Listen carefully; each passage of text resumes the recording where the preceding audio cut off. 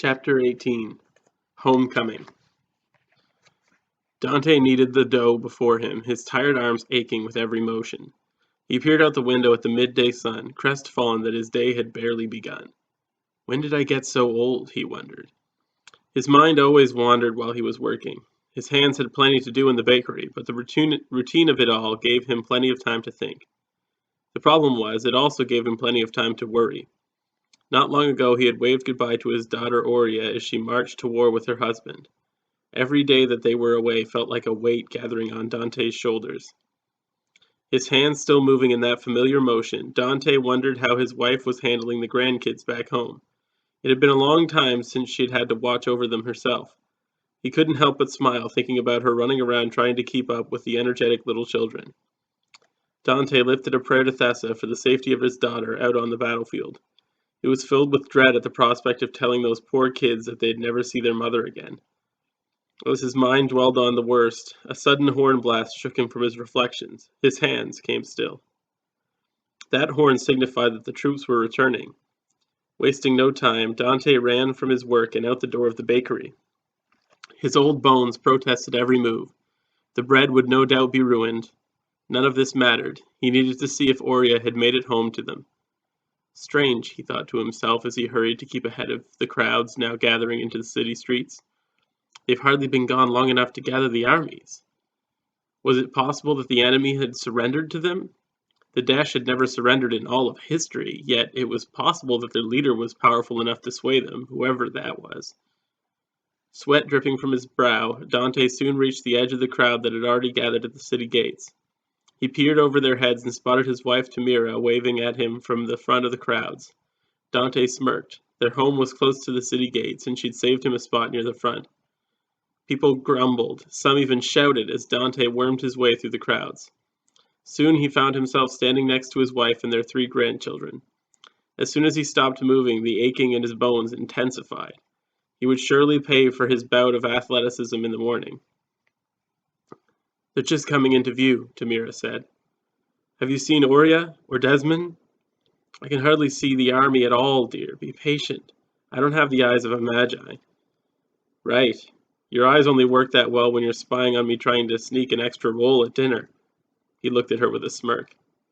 You don't have to have the eyes of a magi to see you trying to steal a roll. You have all the stealth skill of a drunken troll, dear husband. She laughed at her own cleverness. I see Mommy, their oldest granddaughter Nyla cried out. Tamira had to hold the girl back from running out to meet her. Now, dear, we have to wait for her to come to us. You'd get trampled by all those soldiers. We wouldn't want that now, would we? You'd be all flat, and then we'd have to carry you home. Nana! Dante smiled at his family's antics as he turned and looked out at the approaching army. Near the front, he too could make out his daughter walking steadily towards them. This was the hardest part, seeing them so close yet waiting for them to approach. 10 minutes passed before they were close enough for Dante to make out their faces. When he saw them, Dante's heart sank. Something was wrong about them. Every soldier held their hand to the pommel of their swords. Every soldier held an even face. Not a single person broke into a smile as they approached. King Erigil did not raise his hand to wave to the crowds as he always did when he returned to the city. Dante, something's not right. I know, dear. What's wrong with their faces? Why do they look so not there? I don't know. Mounting fear grew within Dante's heart as the troops drew nearer to the city gates. Still no smiles on the soldiers' faces. Their steps were too synchronized, as if they walked with one mind. Their eyes stared forward vacantly, a strange green tinge glowing in the corners of their eyes. Dante grabbed Tamira's hand and squeezed.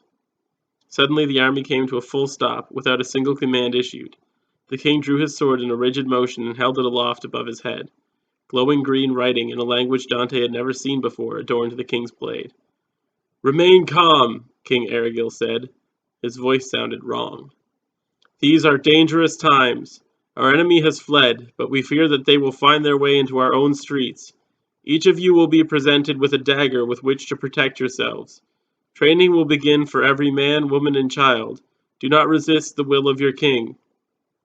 Dante and Tamira exchanged worried looks, as Dante was sure everyone in the crowd was doing. This didn't sound like the king at all, either in tone of voice or in choice of words. What he said made no sense at all to him. They were going to give daggers to children? Yet how could he dare to oppose the will of the king? The crowds began to part as a horse-drawn wagon approached them, filled with daggers bearing the same glowing letters as the king's. As the wagon drew nearer, a storm raged in Dante's mind. Something inside of him screamed at him not to obey, not to take the weapon offered to him. Yet he trusted the king. Erigil had led all races to peace after years of unending war. He had yet to lead them astray. The wagon stopped in front of Dante and Tamira. The soldier motioned for them to take their weapons. Dante looked at his wife and saw fear in her eyes. She nodded to him silently. They had no choice in the matter. When the king spoke, he obeyed. Dante reached for his weapon. Thank you for listening. Don't forget to like, comment, and subscribe. Leave a comment down below if you would have taken one of the daggers. Till next time.